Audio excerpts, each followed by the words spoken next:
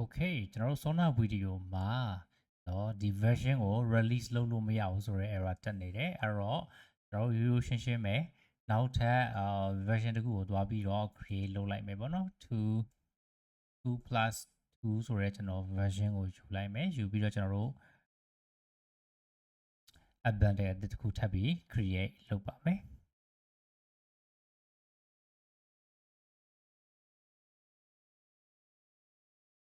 โอเคခဏဆောင်ကြပါမယ်ခုကျွန်တော်တို့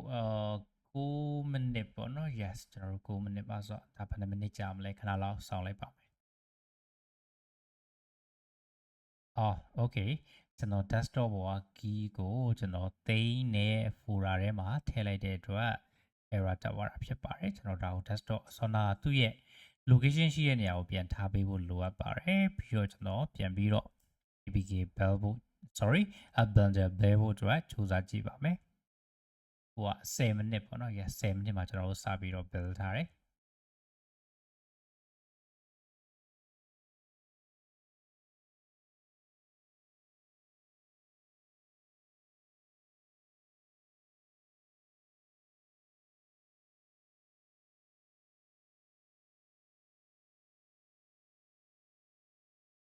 အဲ့တော့ကျွန်တော်ဗီဒီယိုမရက်တော့ဘူးပေါ့နော်ဒါ10 minute ကြော်အတွင်းမှာပြီးသွားဖို့ရှိပါတယ်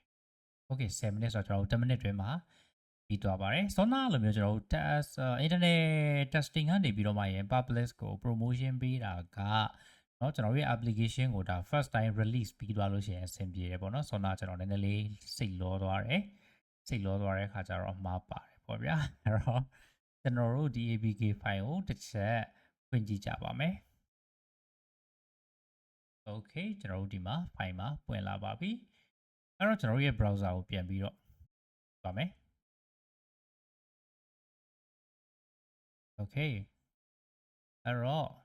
production ကိုတစ်ချက်နှိပ်မယ် sorry publish and overview ကိုတစ်ချက်နှိပ်ပါမယ်ပြီးသွားလို့ရှိရင် go to dashboard ကိုနှိပ်ပါနှိပ်လို့ရှိရင်ဒီမှာကျွန်တော်တို့ဘာတွေ့ရမလဲဆိုတော့ preview and confirm the release ဆိုတဲ့ step ကိုကျွန်တော်တို့တွေ့ရပါမယ်ဒီမှာ production ဆိုတဲ့ tab ရဲ့အောက်မှာပါအဲ့တော့ preview and confirm the release ကိုနှိပ်ပါမယ်နှိပ်ပြီးသွားရင် okay release က that is release okay ကျွန်တော်တို့ရဲ့ release အသစ်ကိုဒီမှာ upload တင်ပါမယ်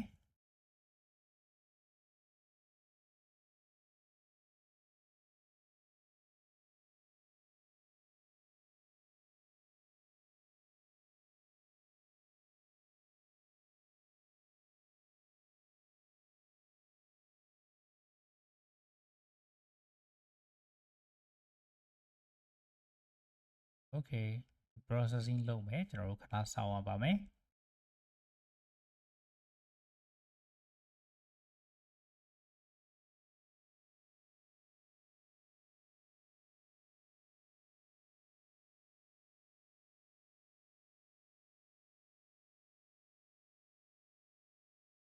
1.0.2 ဆိုရဲrelease name နဲ့သူလာမှာပါ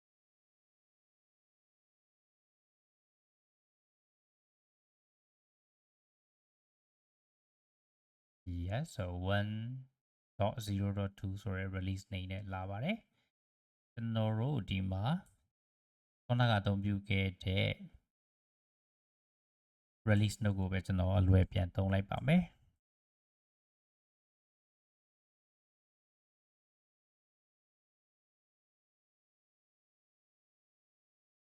okay so ရပါပြီ next ကိုနှိပ်ပါမယ်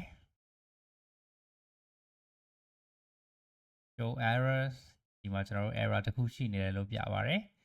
this release include permission that haven't been declared in play console go to sensitive add permission to update your permission ဆိုပြီးတော့ပြောနေပါတယ်အဲ့တော့ဒီမှာသူ error ကိုပြတယ်အောက်မှာကျွန်တော်တို့ error ကိုရှင်းဖို့ရပါတော့တော်ပြီးဖြည့်ရှင်းမဲ့နေရာ link လည်းပေးထားတယ်ဆိုတော့ကျွန်တော်တို့ဒါကိုနှိပ်မယ်ပေါ့ဗျာအဓိကတော့ဒီ application မှာကျွန်တော်တို့က application ရဲ့sorry mobile device ပေါ့နော် device ရဲ့ user location ကို သုံးထားတယ်သုံးထားပြီးတော့မှရင်သူနဲ့အနီးတစ်ဝိုက်မှာရှိတဲ့ကျွန်တော်တို့မြေပုံပေါ်ကနေပြီးတော့တက်စီဆိုင်တွေနော် EV charging station တွေကိုကျွန်တော်တို့ကရှာပေးတယ်ပေါ့နော်ရှာပြီးတော့သူတို့ guide လုပ်ပေးတဲ့ application ဖြစ်တဲ့အတွက်ဒီမှာကျွန်တော်တို့က GPS permission သုံးထားတဲ့အတွက်ဒီဟာကိုတင်ခိုင်းနေတာဖြစ်ပါတယ်ကျွန်တော်တို့ထုံးစံတိုင်းပဲဒီဟာကိုကျွန်တော် AI နဲ့တစ်ချက်သွားပြီးတော့ console လုပ်ပြီးတော့ချက်လက်သွားယူပါမယ်အဲ့တော့ခဏစောင့်ပေးပါ location access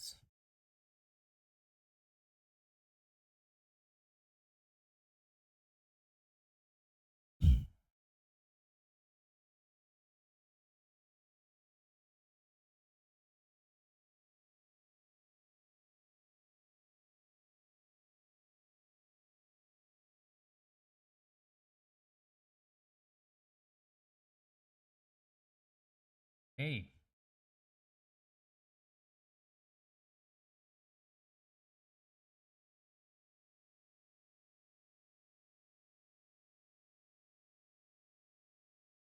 okay ကျွန်တော်တို့ add purpose ရဲ့ BY location access ရဲ့ BY ရဲ့ video instruction ပေါ့နော်ကျွန်တော်တို့ဒီချက်3ချက်ကျွန်တော်သွားပြီးတော့ပြင်ဆင်နေရပါတယ်နည်းနည်းလေးကြာသွားတယ်အဲ့တော့ကျွန်တော် save ကိုတစ်ချက်နှိပ်လိုက်ပါမယ် your changes having saved ဆိုပြီးတော့ကျွန်တော်တို့ပေါ်လာပါတယ်အဲ့တော့ကျွန်တော်တို့ရဲ့ production ပေါ့နော် production ကဘာဖြစ်သွားပြီလဲမသိဘူးတစ်ချက်သွားကြည့်ပါမယ် okay publishing overview ကိုတစ်ချက်ပြန်သွားပါမယ် go to dashboard ဘာဖြစ်ရှင်းဖို့ကြံနေသေးလဲကြည့်ပါမယ် review and confirm the release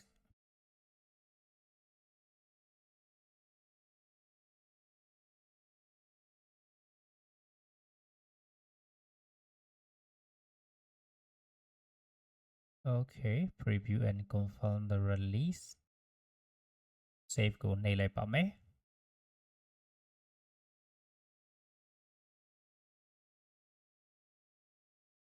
okay ဒီမှာ view 1 issues ပေါ့နော်ဒီမှာပြဿနာတစ်ခုရှိနေတယ်လို့ပြောတယ်ကျွန်တော်တို့သွားပြီးတော့ကြည့်ပါမယ် incomplete advertising ID declaration လို့ပြောပါတယ်ဆိုတော့ဒါကတော့အရေးမကြီးပါဘူးကျွန်တော်တို့ဖြည့်ရှင်းလို့ရတယ် so that's your view advertising ID လို့ပြောတယ်ဟိုရွေးလိုက်မယ်ဒါပဲလားဆိုတော့ဒါပါပဲရိုးရှင်းရှင်းပါပဲဆိုတော့ကကျွန်တော်တို့ဒီ GPS ပေါ့နော် GPS ကျွန်တော်ရဲ့ application မှာ GPS location user device ရဲ့ data ကိုအသုံးပြုတဲ့ဟာပါလို့မဟုတ်လို့ကျွန်တော်တို့ Google ကရစ်နေတာဖြစ်ပါတယ်ကျွန်တော်တို့ဘာကြောင့်သုံးတာလဲဘယ်လိုသုံးတာလဲဘာဖြစ်တယ်ညာဖြစ်တယ်ပေါ့နော်ဒီဟာကိုကျွန်တော်တို့သွားပြီးတော့ဖြည့်ရှင်းနေရတယ်ပို့ပြီးတော့ဆိုတာကျွန်တော် YouTube မှာ video တစ်ပုတ်တင်ပြီးတော့ငါတို့ကဒီ application ကဘာကြောင့်ဖြစ်တယ်เนาะအဲ့တော့ဘာကြောင့်မို့လို့ရင်ဒီ GPS location ကိုအသုံးပြုဖို့လိုတယ် user အနေနဲ့ကလည်းဒီ GPS location ကိုမပေးဘဲနဲ့เนาะ deny လုပ်ပြီးတော့သုံးမယ်ဆိုရင်ငါတို့ဒီdefault location နဲ့ဆက်ပြီးတော့အသုံးပြုလို့ရတယ် map မှာသွားပြီးတော့ pin တွေကိုလက်နဲ့ရွှေ့ပြီးတော့မှ manually သုံးလို့ရတယ်ဒီဟာတွေကိုကျွန်တော်တို့သွားပြီးတော့မှရင်ဖြည့်ရှင်းတဲ့ video တစ်ပုတ်ပေါ့နော်ကျွန်တော်သွားရိုက်နေရတယ်ပြီးတော့ကျွန်တော် YouTube မှာသွားတင်ပြီးတော့ Sona link ထည့်ပြီးတော့မှရင်ဖြည့်ရှင်းခဲ့ရတာဖြစ်ပါတယ်အဲ့တော့ဒါကကျွန်တော်တို့ Google Map ပေါ့နော် Google Map နဲ့ပတ်သက်လို့ဒါရှင်းရတာအဲ့တော့ကျွန်တော်တို့ဒီဟာလေးခဏစောင့်အောင်မယ်စောင့်မဲ့တူတူကျွန်တော်တို့အခြား topic လေးခဏပြောကြတာပေါ့အဲ့တော့ Android မှာဒီလိုမျိုး sensitive ဖြစ်တဲ့ permission တွေကเนาะကျွန်တော်တို့ call log တို့ SMS တို့ပြီးတော့လို့ရှိရင်user ရဲ့ gallery เนาะပြီးသွားရင် device storage ဒီဟာတွေကိုကျွန်တော်တို့သုံးမယ်ဆိုလို့ရှိရင် Google ကကျွန်တော်တို့ကို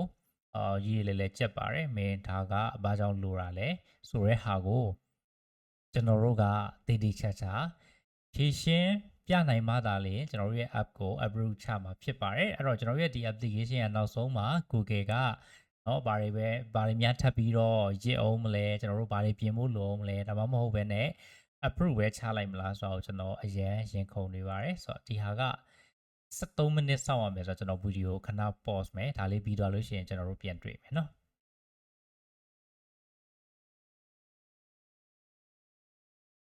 okay အဲ့တော့ကျွန်တော်တို့ဒီမှာသူ review လုပ်နေတာပြီးသွားပြီပေါ့နော် send the changes for review ဆိုပြီးတော့ကျွန်တော်တို့ပေါ်လာပြီဒါကိုနှိပ်လိုက်ပါမယ်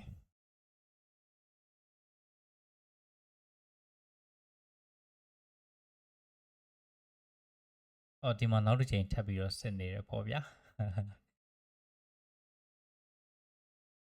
Okay, so your changes announced and reviews ဆိုပြီးတော့ပြောထားပါတယ် We may find additional issue when reviewing your app သူတို့ application ကို review လုပ်တဲ့အချိန်မှာလည်းနောက်ထပ်ပြဿနာတွေထပ်ပြီးတော့ပေါ်လာတာမျိုးဖြစ်နိုင်ပါတယ်ဆိုပြီးတော့သူပြောထားတာဖြစ်ပါတယ်အဲ့တော့ကျွန်တော်တို့ခုလောလောဆယ်ကတော့เนาะ Google ဘက်က review လုပ်တဲ့ဟာကိုကျွန်တော်တို့တစ်ချက်စောင့်ရမယ်စောင့်ပြီးတော့မှရင်ဒီမှာ update တစ်ခုရတာနဲ့ကျွန်တော်ဒီ video ကိုဆက်ပြီးတော့မှရိုက်ပေးပါမယ်